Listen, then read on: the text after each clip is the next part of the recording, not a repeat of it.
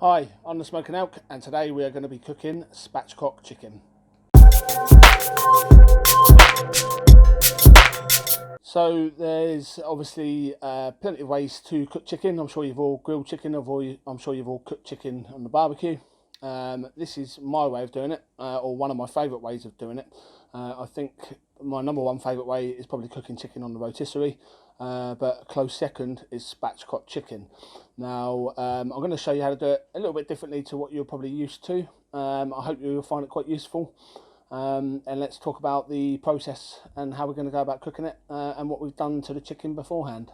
So, what have we done to the chicken before we're going to cook it? I like to dry brine my chickens, if I remember, because a lot of the time I don't remember. I'll get the chicken out in the morning and we'll be eating it in the evening. But when I do remember, one of my favourite ways is to give it a dry brine. And what a dry brine is, essentially, I'm sure you've all heard of a wet brine. Maybe you've done it for turkeys at Christmas, maybe you've done it for chickens. A wet brine is like a saline solution. It's like water, 5 to 10% salt, maybe a few other aromats, and you leave the chicken submerged in that solution for a day, maybe 2 days. Dry it off and cook it that way. And the idea is the brine soaks in the salt, packs in the flavour, keeps the chicken nice and juicy. Now, with a dry brine, the results are very similar. In my opinion, they're actually better.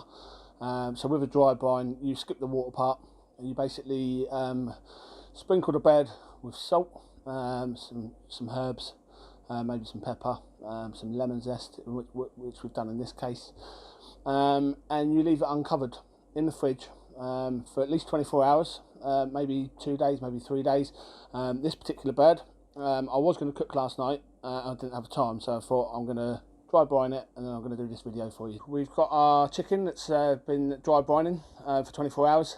So we've got that. Take it out of the fridge about an hour before you're going to cook it, bring it up to room temperature.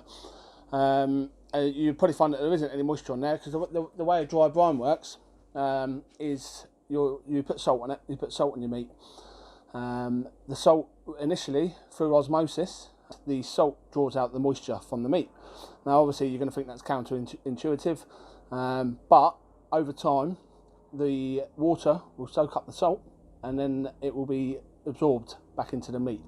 And what this does is it obviously A, draws in the salt, packs in the flavour, and B, it also starts to slightly break down the meat, resulting in a more tender piece of meat. And also, I believe that if you dry brine a chicken, it helps to achieve even crispier skin, and we all love a bit of crispy skin on some chicken.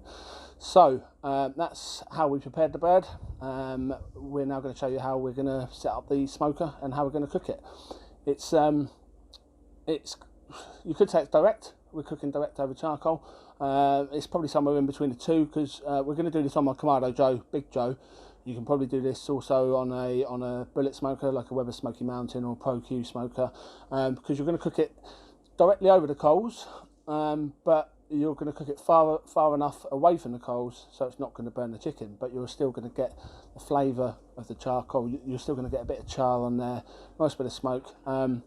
Normally you do it indirect. I'm sure most of you cook chickens indirect on your barbecue, which is great. It's fine.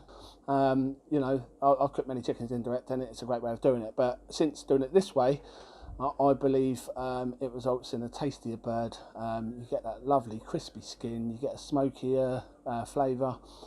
Yeah, it's an absolute winner in my eyes. So let's go and show you how we set up the smoker. So for this cook, we are using the Kamado Joe Big Joe.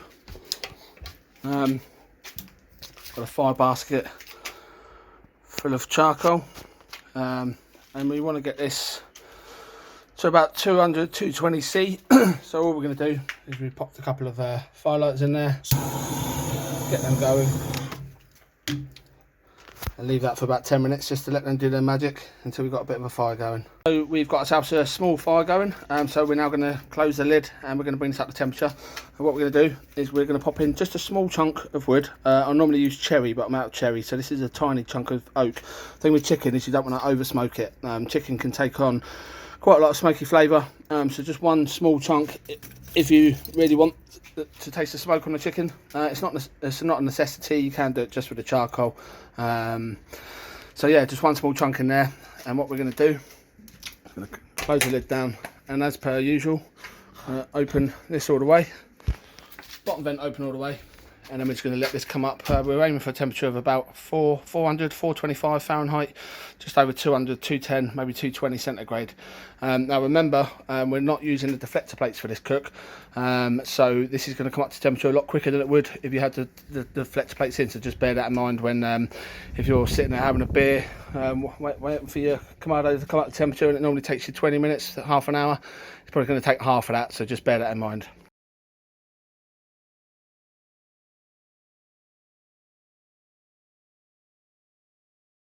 And yeah, that was 20 minutes to get up to temperature. 20 minutes that I had my phone out of my hand, not being in use.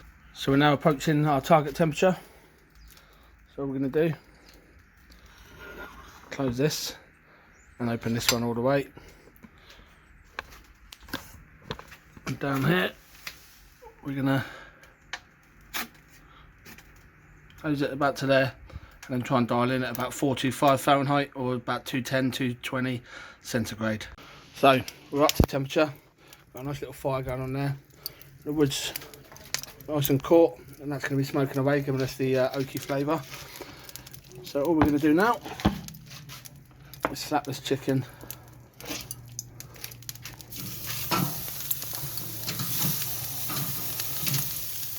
straight over the fire like that.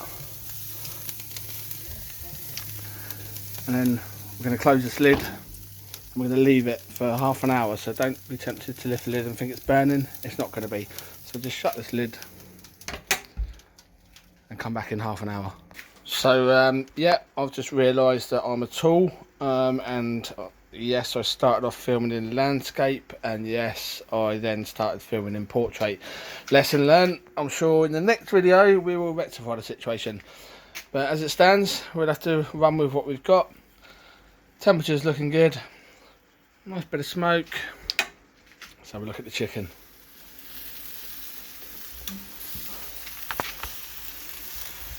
Oh yes. So it's starting to get a nice little bit of colour on there. As you can see, fire burning nicely. Wood chunk still there, smoking away. We're going to flip. So we've just flipped the chicken over, guys. It's been on about 25 minutes. As you can see, just where the bones are, it's looking a little bit charred, but everywhere else has got a beautiful colour on it. So we're not burning the chicken. Like I said, that's just where the bones are. Now we're going to flip it, crisp up that skin. Give it in about another 15-20 minutes how it is, and then we'll come back and see how we're looking. But as you can see, lovely fire under there, lovely colour skin. Bit of char. Smells delicious. And there we have it, guys. The perfect spatchcock chicken, grilled directly over the coals. Got a nice smoky flavour, lovely crispy skin. One thing left to check, just make sure we're good to eat. This is a trusty thermopen in the breast. 74 degrees in the thigh. We're at 90. This is perfect. We're going to pull this off, we're going to rest it, and then we're going to eat it. All that's left is to slice into this. So we're going to take the legs off. And you can probably see how juicy this is, how easy they come apart, and how crispy that skin is. Take a look at that skin. Absolute beaut. And the breasts, sliced down the middle.